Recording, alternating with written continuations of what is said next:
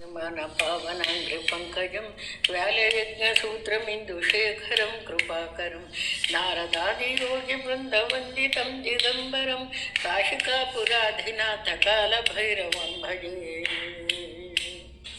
भानुकोटिभास्वरं भवाब्दितारकं परं नीलकण्ठमीप्सितार्थदायकं त्रिलोचनं कालकालमम्बुजाक्षमस्तशूलमक्षरम् काशिकापुराधिनाथकालभैरवं भजे। शूलटङ्कपाशदण्डपाणिमादिकारणं श्यामकायमादिदेवमक्षरं निरामयम् श्यामकायमादिदेवमक्षरं निरामयं भीमविक्रमं प्रभुं विचित्रताण्डवं प्रियं काशिकापुराधिनाथकालभैरवं भजे। मुक्तिमुक्तिदायकं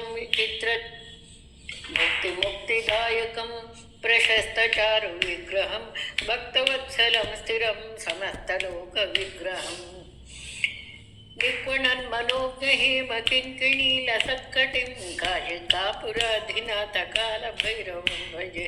धर्मसेतुपालकं त्वधर्ममार्गनाशकं कर्मपाशमोचकं सुशर्मदायकं विभुम्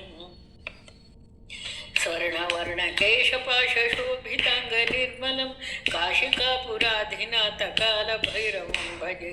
रत्नपादुकाप्रभाभिरामपादयुग्मकं नित्यमद्वितीयमिष्टदैवतं निरञ्जनम् मृत्युदर्पनाशनं करालदं प्रभूषणं काशिकापुराधिनाथकालभैरवं भजे।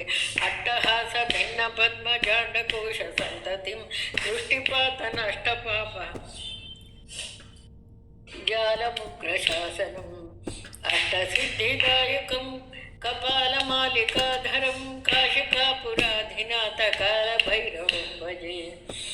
भूतसङ्घनायकं विशालकीर्तिदायकं काशीवासिलोकपुण्यं पापशोधकं विभुं नीतिमार्गकोविदं पुरातनं जगत्पतिं काशिकापुराधिनाथकालभैरवं भजे।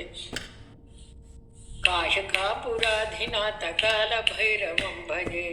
फलश्रुति कालभैरवाष्टकं पठन्ति ये मनोहरं ज्ञानमुक्तिसाधकं विचित्रपुण्यवर्धनं शोकमोहलोभदैन्यकोपतापनाशनं ते प्रयान्ति कालभैरवाङ्घ्रिसन्निधिं ध्रुवम् ते प्रयान्ति कालभैरवाङ्घ्रिसन्निधिं ध्रुवम् इति श्रीमच्छङ्कराचार्यविरचितं श्रीकालभैरवाष्टकं सम्पूर्णं सन्मङ्गलानि भवन्तु।